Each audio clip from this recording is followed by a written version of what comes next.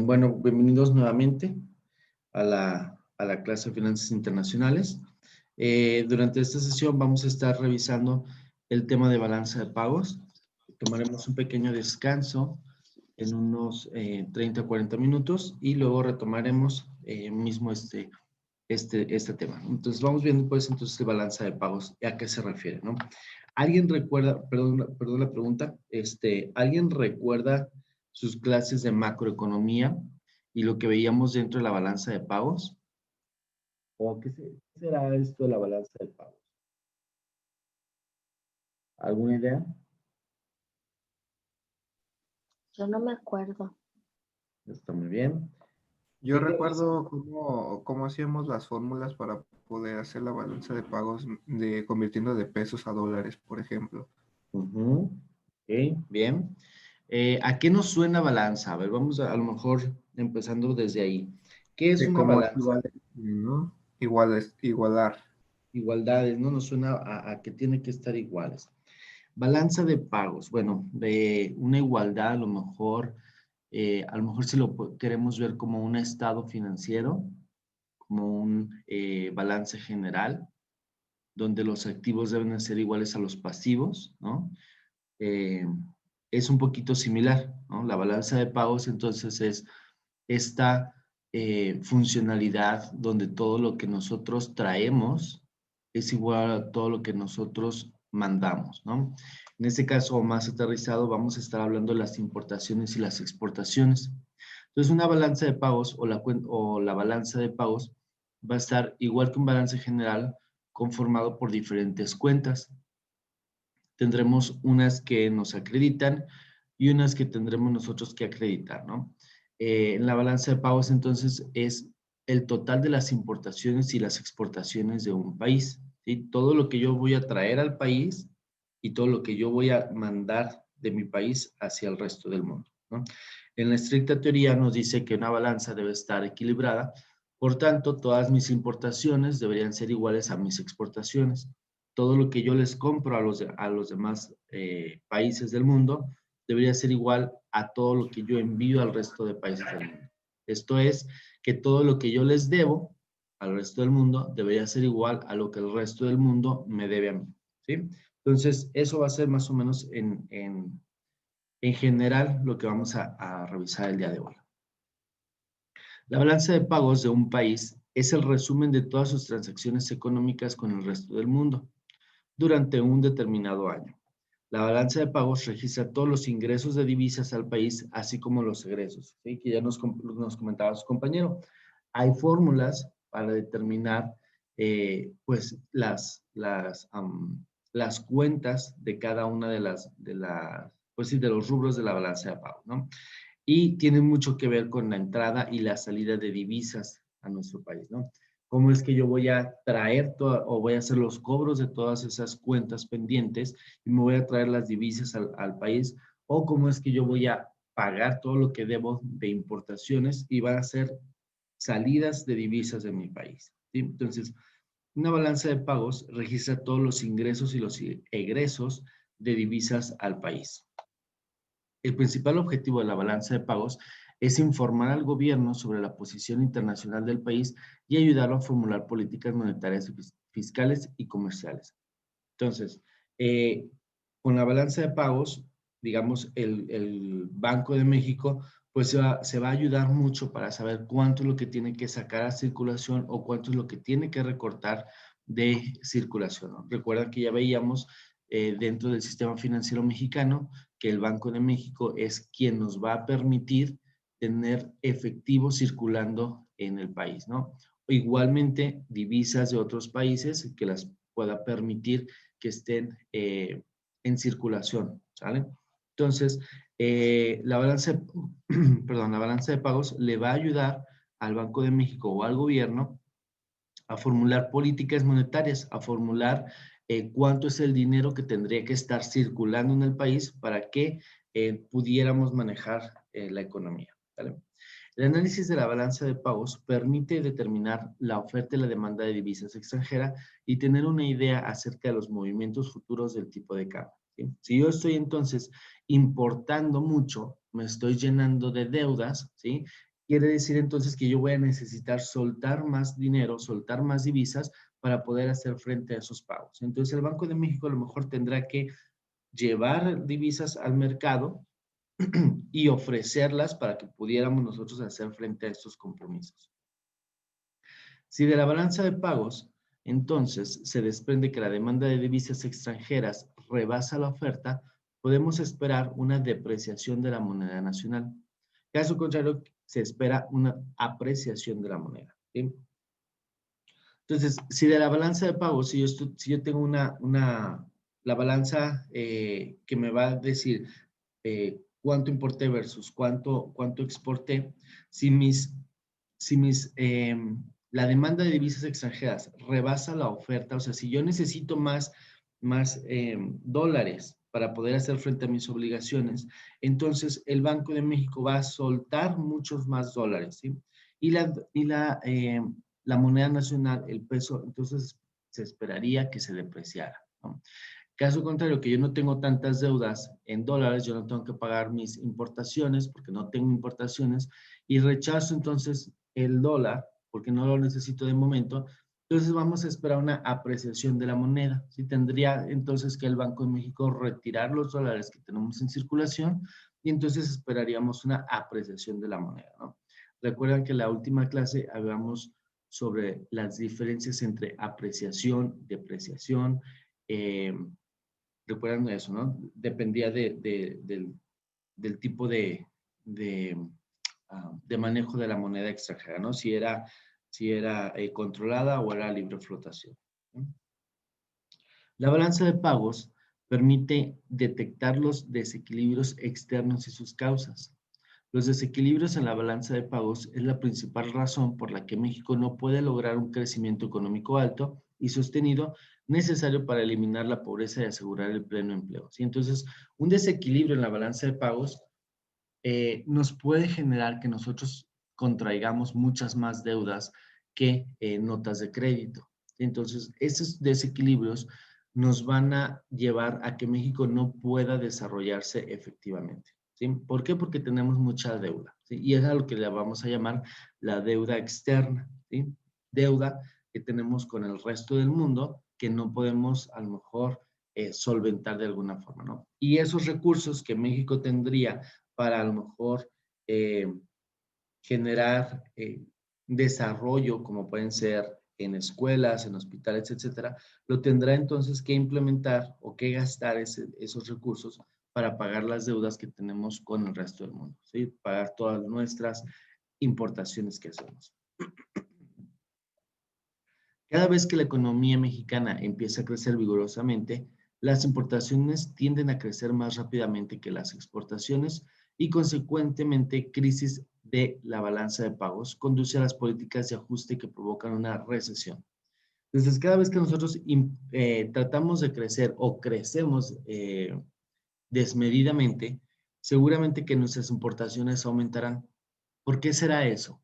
¿Alguien tiene alguna idea de por qué un crecimiento o cada que intentamos crecer como país tendemos a tener más importaciones que exportaciones? ¿Alguna idea?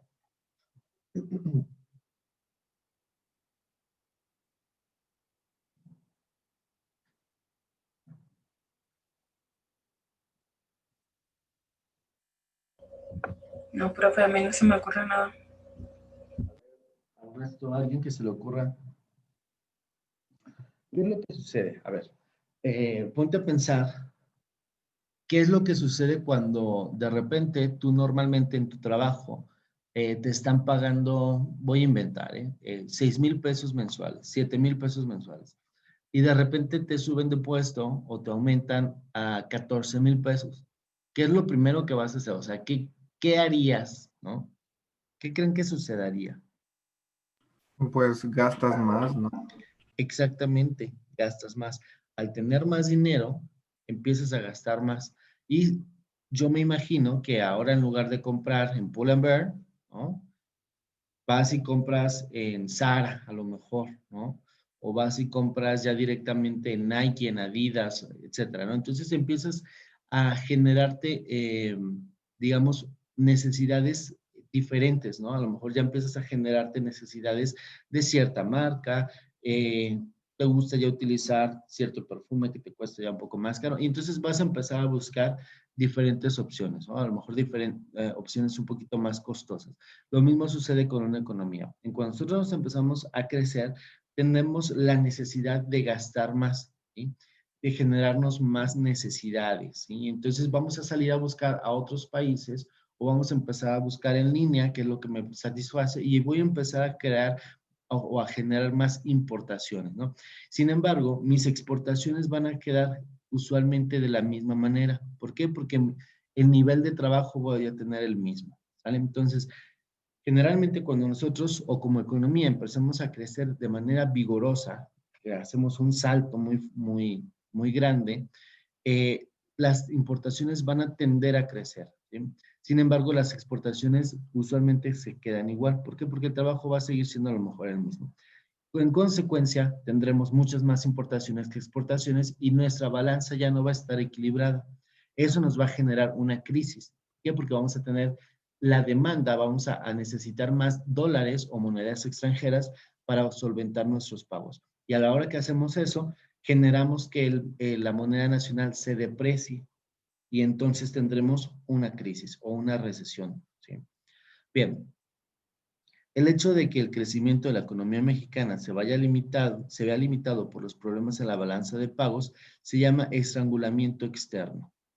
Cuando nosotros ya no podemos pagar nuestras importaciones o cuando tenemos crisis por consecuencia de las importaciones, es cuando le vamos a llamar estrangulamiento externo. ¿Por qué creen que se llame estrangulamiento externo?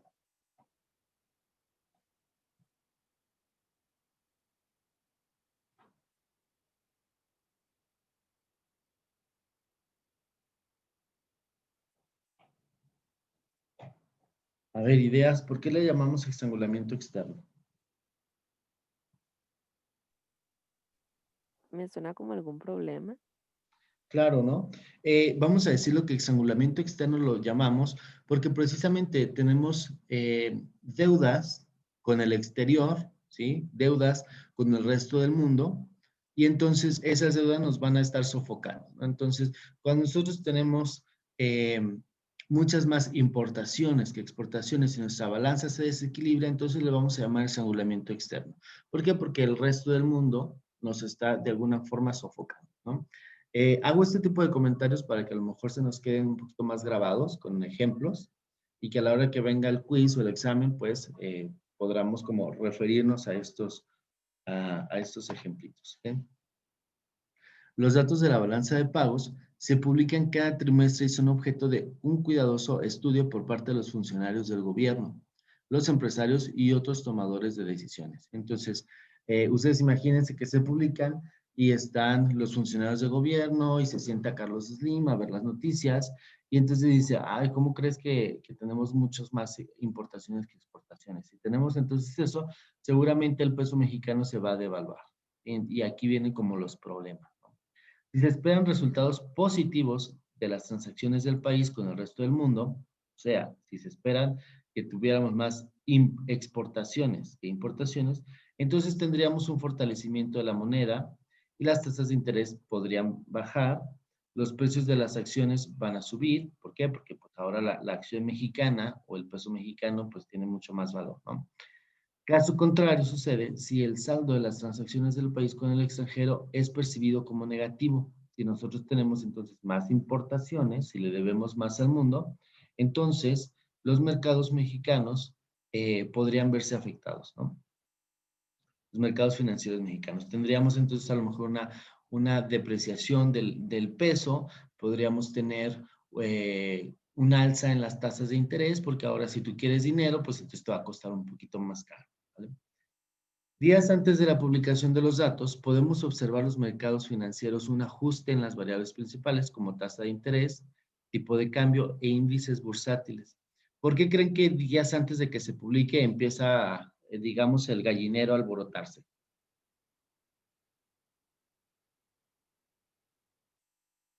¿Por qué será?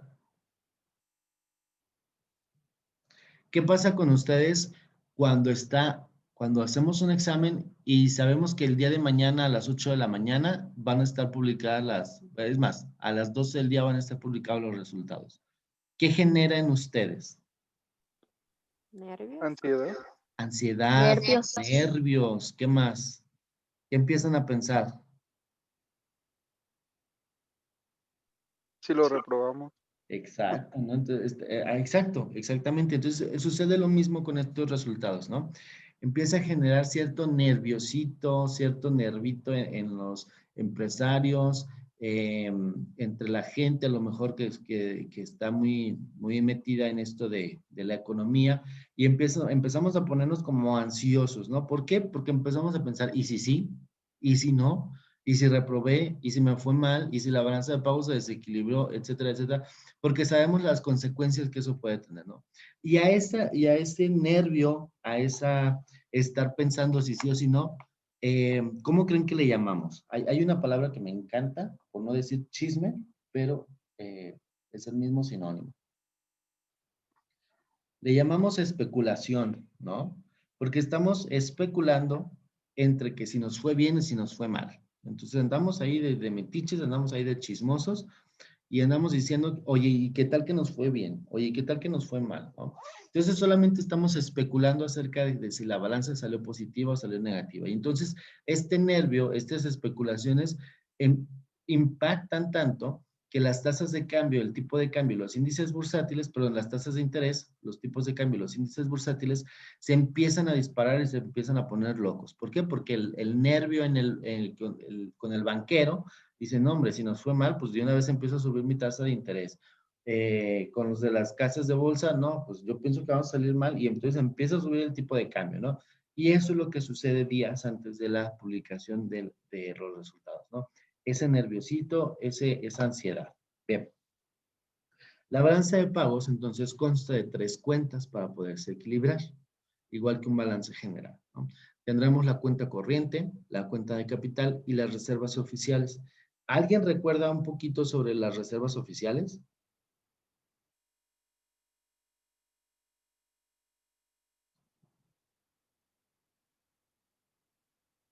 ¿Recuerdan que la última sesión platicamos un poquito sobre las reservas oficiales?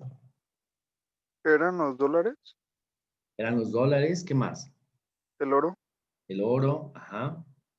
Entonces, la cuenta de reservas oficiales precisamente es estas reservas que tiene el Banco de México ahí en su bodega, ¿no? Tiene una caja fuerte enorme y ahí atesora los dólares y el oro, ¿no? El oro y los dólares que soportan tal cual nuestra economía o que soportan cada uno de los billetes que nosotros traemos en la bolsa. ¿Sí? Bien, entonces la balanza de pago se va a componer de 3 cuentas. Cuentas principales, obviamente. Cuenta corriente, cuenta de capitales y cuenta de reservas oficiales. ¿Sí? Ahora, cada una de estas cuentas va a tener diferentes subcuentas y eso nos va a ayudar a que la balanza de alguna forma quede neteada o quede equilibrada, ¿no? Vamos a ver entonces las subcuentas. Perdón. Vamos a ver cómo funciona la balanza y ahorita entraremos en detalle por las subcuentas. Una transacción entonces es contabilizada como crédito, o sea, positiva para nosotros, si conduce el recibo de un pago por parte de los extranjeros. ¿Sí? A ver, antes de entrar en créditos y todo esto, ¿alguien se acuerda de sus clases de contabilidad sobre los créditos, los débitos? ¿Qué aumenta, qué disminuye, etcétera? Honestamente, por ejemplo, yo no estudié contabilidad, yo estudié finanzas, pero a mí se me hacía un poquito complicado y todavía de repente como que se me cruzan los cables con el crédito y el débito, ¿sí? Entonces, por eso les pongo los signos positivos y los signos negativos, porque a mí se me dificulta como esta parte del crédito y el débito y de que si una cuenta es deudora y una cuenta es acreedora y toda esta onda, como que si no somos contadores, yo siento que se nos dificulta un poquito, ¿vale? Entonces, vamos a ver durante la presentación estos signitos de positivos y negativos que les va a ayudar a lo mejor a ustedes y que a mí también me ayuda mucho a saber qué es lo que sucede con la cuenta. ¿Sí? Entonces, una transacción es contabilizada como crédito, o sea, nos va a ayudar a que su saldo, entre más altos, nos genere algo chido. si conduce al recibo de un pago por parte de los extranjeros, ¿sí?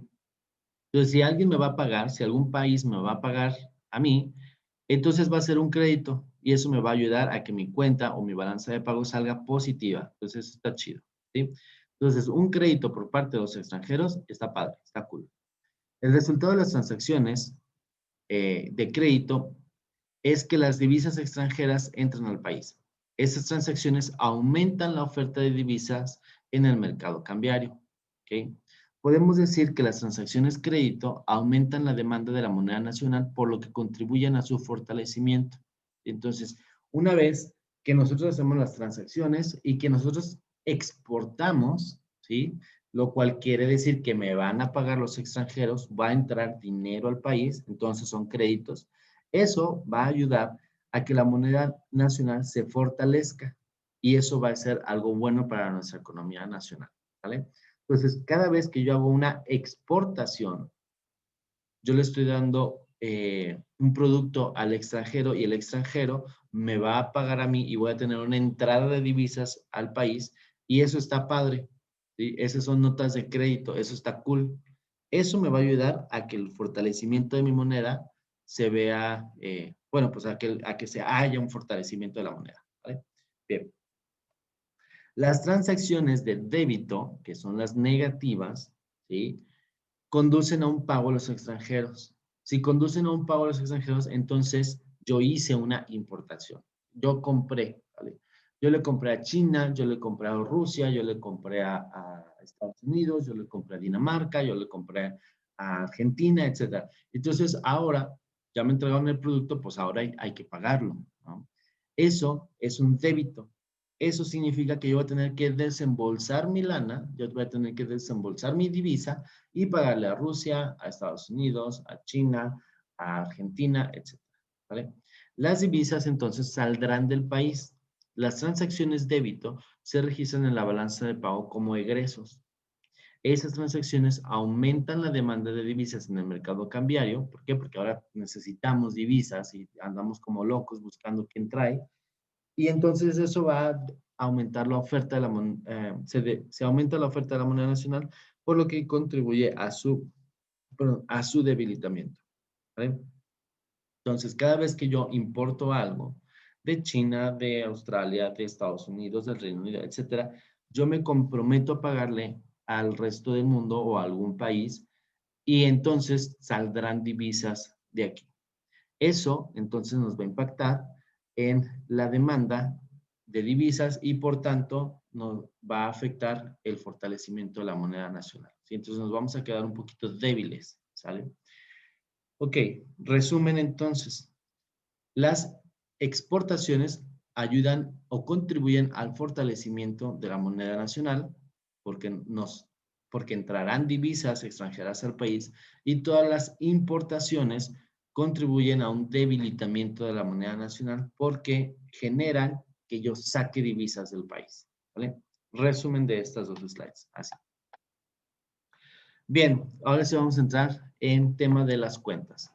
La cuenta corriente incluye el comercio de bienes, servicios y transferencias unilaterales y estas, digamos, van a ser sus subcuentas. El comercio de bienes, el comercio de servicios y las transferencias unilaterales, ¿vale? Desde hace tiempo, la cuenta corriente de México es deficitaria debido a la deuda extranjera, debido a que importamos más de lo que exportamos. Los intereses que se deben pagar entran del lado de los egresos de la cuenta corriente, ¿sí? Es igual como cuando sacas un crédito y se te atora un mes, te cobran intereses. Lo mismo sucede con la balanza de pagos. Si yo le compro al vecino de enfrente y no le puedo pagar, pues el vecino me empezará a cobrar intereses. Todos estos intereses entran dentro de la cuenta corriente, ¿sí? Y entonces no nos van a permitir o no, hemos llegado a un grado de insolvencia. Ya no podemos pagarlo ahorita mismo, entonces nuestros intereses se van a seguir generando y generando y generando. Eso hace que mi cuenta corriente siempre salga deficitaria, siempre salga negativa, ¿sí? Si yo solo me quedara con la cuenta corriente, entonces siempre saldría de manera negativa, ¿vale? Gracias al cielo tenemos otras cuentas que nos van a ayudar a solventar esto y vamos a poder hacer un equilibrio en la balanza, ¿sí? Entonces, La cuenta corriente, además de incluir el comercio de bienes y servicios y las transferencias unilaterales, también entran ahí los intereses que yo pago por mis transacciones o por la deuda externa. ¿Vale? Bien. En un escenario ideal, si lográsemos producir más insumos dentro del país, tendríamos más divisas para comprar bienes de capital que aumentan la competitividad internacional de nuestras industrias y los bienes de consumo que mejoran el nivel de vida de la población. A ver, aquí esto ya se puso un poquito más difícil, más complicado de entender. Vamos a desmenuzarlo. En un escenario ideal, si logramos producir más insumos dentro del país, tendríamos más divisas para comprar bienes de capital. ¿Okay? ¿Qué es lo que estamos tratando de decir acá? ¿Alguna idea?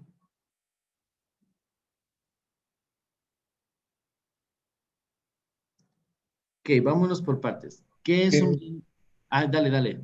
Mediante el mercado nacional podemos generar más dinero que podamos, bueno, más recursos que podamos exportar y así generar más ingresos al país.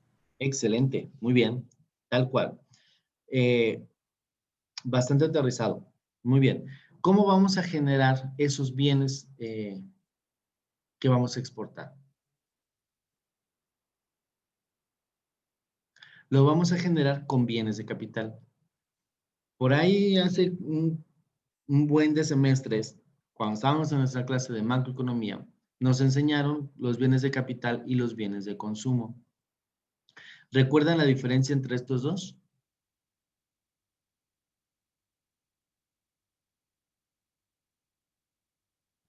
Ok. ¿A qué nos suena un bien de consumo?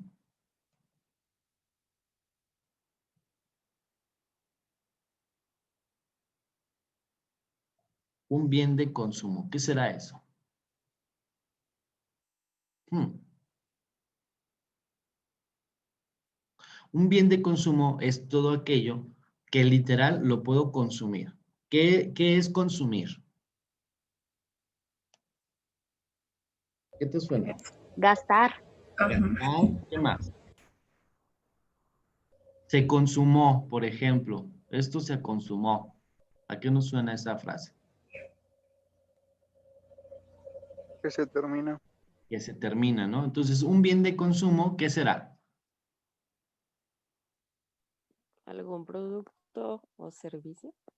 Algún producto o servicio, muy bien, pero son productos y servicios que se terminan eventualmente, ¿no? Por ejemplo, una manzana es un bien de consumo, ¿sí? ¿Por qué? Porque me la como y ya no existe más.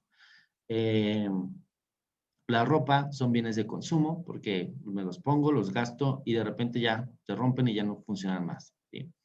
¿Qué más? Unos zapatos, Un automóvil. un automóvil, exactamente. Aunque un automóvil está como en la línea, ahorita vamos a ver por qué. Un automóvil lo vamos a dejar en pausa. Muy buen ejemplo, ¿eh? Muy buen ejemplo. Un automóvil. ¿Qué más? El agua a lo mejor es un bien de consumo porque me lo acabo y ya no existe más. Ahora, un bien de capital, ¿a qué nos suena? Puede ser una casa o un terreno, algo así. Ujú. Supongo que lo estamos pensando desde el punto de vista de capital, ¿no? Generalmente cuando hacemos un balance general, el capital es todo aquello que podemos aportar, ¿no? Bien, entonces un bien de capital o los bienes de capital, son todos aquellos bienes que me van a ayudar a generar más ganancia, ¿sí? Por ejemplo, un terreno me va a ayudar a generar ganancia, puesto que este se va a apreciar y voy a tener, digamos, más riqueza, ¿no? Un terreno igual me puede ayudar a generar parcelas y entonces yo voy a poder tener o producir maíz, que a su vez es un bien de consumo. Muy bien. Un automóvil o un tractor, por ejemplo, son bienes que pueden fungir como tanto bienes de capital como bienes de consumo. ¿Por qué? Porque se van a depreciar, su uso lo voy a utilizar, perdón, el automóvil, el tractor lo voy a utilizar hasta que ya no me sirva más. Sin embargo, un automóvil y un tractor también pueden ser bienes de capital porque me pueden ayudar a generar algún producto. Un tractor, por ejemplo, me puede ayudar a cosechar o a barbechar la tierra, a prepararla para la siembra, y me va a ayudar a generar un bien de consumo, ¿sale? Entonces, ahora que ya entendimos los bienes de capital y los bienes de consumo, vamos a volver a leer el enunciado. En un escenario ideal, si lográsemos producir más insumos dentro del país o más bienes de consumo, ¿sí? Tendríamos más divisas para comprar bienes de capital, ¿sí? Si logramos entonces producir más maíz, más manzanas, más zapatos, más chamarras, más café, más esto, más aquello, tendremos productos suficientes para exportar y con ese dinero comprar maquinaria, comprar un terreno, comprar un tractor que me ayude a producir más bienes de consumo y yo poder seguir manteniendo el mismo nivel de exportación, ¿sale? Entonces, voy a volver a leer completo. En un escenario ideal, si logramos producir más insumos dentro del país, tendríamos más divisas para comprar bienes de capital que aumentan la competitividad internacional de nuestras industrias y de los bienes de consumo que mejoran el nivel de vida de la población. O sea, si yo logro producir más bienes de capital, perdón, más bienes de consumo y traigo dinero para tener más maquinaria, entonces yo no solamente puedo ofrecerle a otros países mis bienes de consumo, o sea, no solamente puedo exportar más, además de todo, puedo darle una mejor calidad de vida a mis hijos con mejores bienes de consumo, con mejores manzanas, con mejores plátanos, con mejores chamarras, con mejores zapatos, etcétera, ¿sí? Entonces, siento que con esto ya redondeamos la idea y quedó mucho más entendida ahora que entendemos los bienes de capital y de consumo, ¿no? Entonces, la cuenta corriente nos va a decir cuánto es lo que hemos traído de esas transacciones de importaciones y exportaciones, ¿vale? En el escenario ideal, si yo puedo producir más, también puedo generar bienes de capital que me van a ayudar a seguir produciendo más. Es un ciclo económico bastante interesante. El déficit en la balanza de servicios se debe sobre todo al déficit de la subcuenta de servicios factoriales. ¿Okay? Un servicio factorial son los pagos por concepto de producción de los tres factores de producción. ¿Recuerdan cuáles son los tres factores de producción? Tierra, trabajo y capital. ¿Sí? Ok. Entonces, los servicios factoriales son los pagos por concepto de producción, que son el producto de la tierra, trabajo y el capital. Sin embargo, solo el capital es objeto de las transacciones a través de las fronteras. A ver, vamos a pensar por qué. ¿Sí? Tú tienes tus tres factores de producción. Tierra, trabajo y capital. ¿Okay? ¿Por qué creen que solamente el capital es objeto de transacciones a través de fronteras?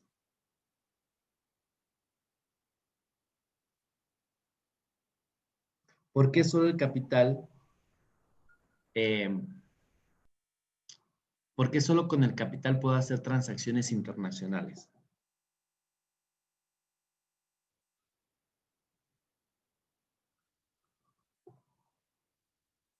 Vamos a pensar.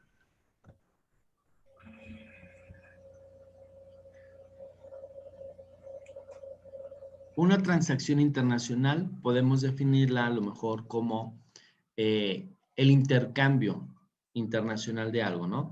Yo te intercambio dinero, yo te doy dinero y tú me das un producto, ¿sí? Ok. ¿Por qué solamente el capital es objeto de transacciones internacionales? ¿Qué es el capital?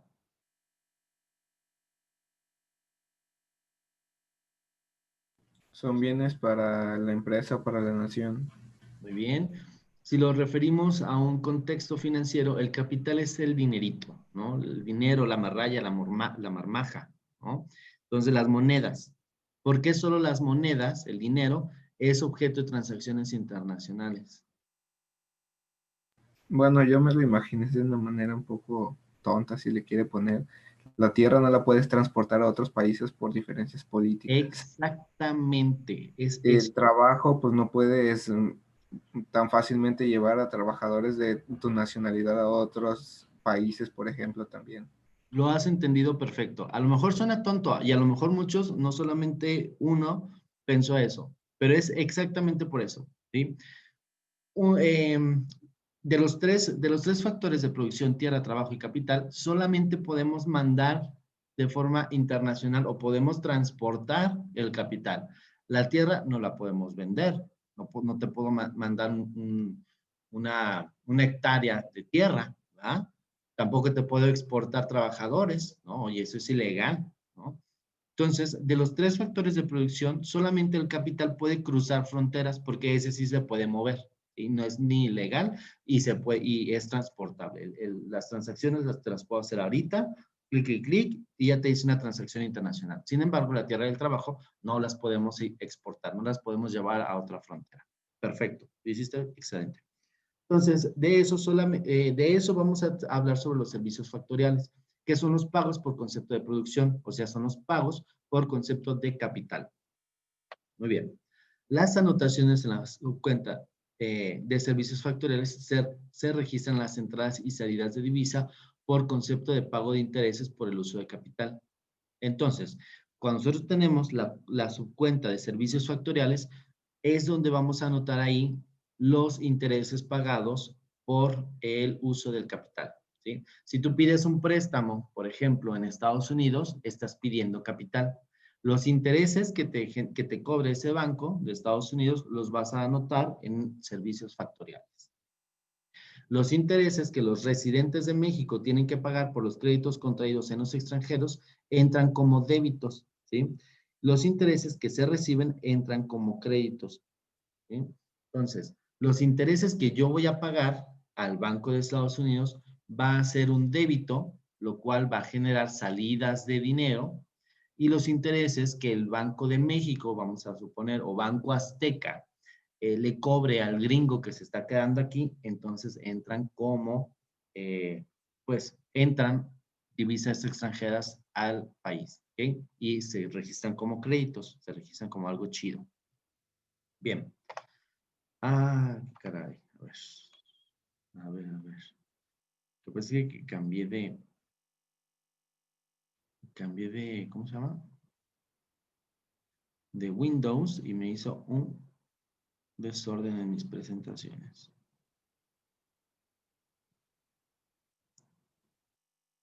No le gusta ese tipo de letra al Windows. Ok. Entonces vamos a continuar.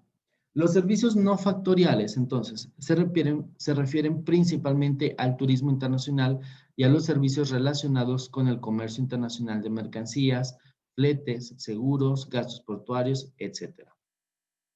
Además, los servicios no factoriales incluyen correo, mensajería, libros, regalías por patentes, películas, libros y música. O sea, todo lo que no tenga que ver con dinero, ¿sí?, entra en servicios no factoriales. ¿Sí? Ok, vamos entonces a quedarnos con el concepto de que factorial se refiere al uso de dinero, de la moneda, del billete, de la marmaja, ¿vale? Entonces, los servicios factoriales son todo lo que tiene que ver por el uso de dinero.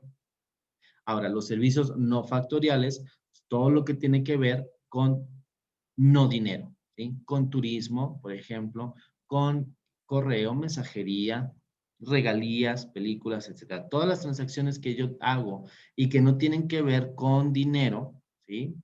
Entonces entran en servicios no factoriales. Y la tercera subcuenta, recuerden, la primera subcuenta es servicios factoriales. La segunda subcuenta son servicios no factoriales y la tercera subcuenta dentro de la cuenta corriente es la de transferencias unilaterales.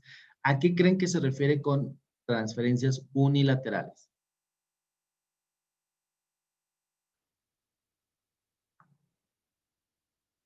¿Qué es unilateral?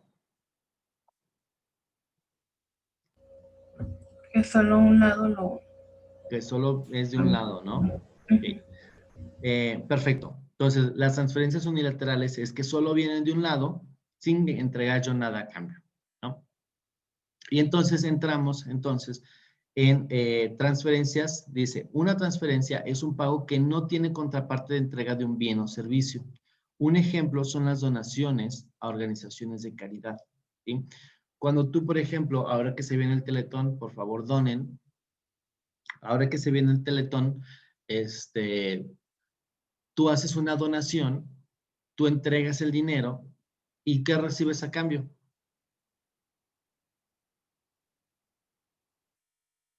¿Qué reciben a cambio cuando hacen una donación? Una Nada. pulserita. Bueno, una pulserita significativa, ¿no? Que tú das 50 pesos y te dan una pulserita que el costo es de 1 centavo, ¿no? Entonces, tú haces una donación y recibes nada a cambio, es la realidad, ¿sí? O cuando viene el cumpleaños de tu hermano, que le das 500 varos, ¿no? O sea, le haces una donación por su cumpleaños y no recibes nada a cambio, solamente la satisfacción, ¿no? Entonces, en la tercera subcuenta vienen todas las transferencias unilaterales. ¿Qué más aparte de las donaciones se les ocurre que puede suceder aquí?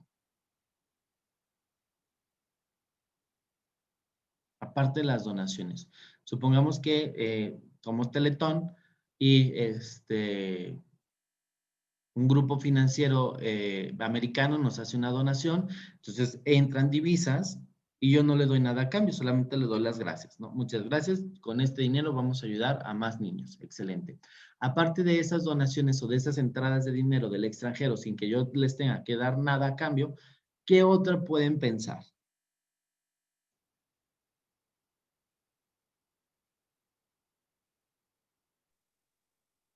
¿Se ahorran impuestos? Impuesto, maybe. Hay otra mucho más evidente. ¿Qué pasa? Y seguramente todos tenemos esta situación, ¿no? Con algún conocido, pariente, etcétera. Está este señor que se fue del otro lado a hacer el sueño americano y dejó aquí a la familia. Se puso a trabajar en la pizca, le está yendo muy bien, trabaja en las berries, se chinga, se parte el lomo 12 horas al día, pero cada mes no falta el giro. Cada mes la señora va y cobra su giro postal. Bien. ¿Qué pasa? ¿La señora le manda algo a cambio? No, ¿verdad? O sea, nomás entra el dinero, entra la divisa extranjera y aquí se queda, ¿vale? Entonces, otra de las transacciones unilaterales son todas las remesas que tenemos, ¿sí?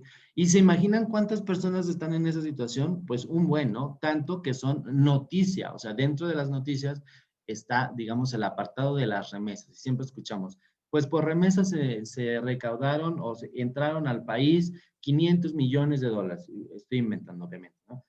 Pero es un segmento dentro de las noticias. Esa simple oración nos habla muchísimo, ¿sí? Nos está diciendo cuánto dinero, cuántas divisas están entrando al país que nos están ayudando a fortalecer o a equilibrar nuestra balanza de pagos, ¿vale? En el caso de México dice, esta cuenta tiene un fuerte superávit. O sea, esta cuenta está súper choncha. Esta cuenta está súper buena. Al contrario, ¿se acuerdan que al principio veíamos la de servicios factoriales que era que estaba así siempre en déficit? Bueno, en este caso, la de transferencias unilaterales siempre tiene un superávit, siempre está sabrosa, el cual es el resultado casi exclusivo de las remesas que los mexicanos envían a sus familiares, ¿sí? ¿Por qué? Porque tenemos tantas personas trabajando en otras latitudes que mandan su dinero para que las familias puedan tener una mejor calidad de vida. Todas esas remesas cuentan dentro de las transferencias unilaterales y nos ayudan a que a hacer el equilibrio en la balanza de pago. Nos ayudan a que la balanza de pago no se nos caiga para un lado, ¿sale? Excelente. ¿Preguntas hasta aquí con la cuenta corriente? No, profe. ¿No? Ok. Última slide y nos vamos a un pequeño receso para ir al baño o traernos un vaso con agua. Para llegar al saldo de la cuenta corriente, restamos el saldo de la balanza comercial, que es el crédito, el saldo de la balanza de servicios, que es el débito, y le sumamos el saldo de las transferencias unilaterales, o sea, lo que yo estoy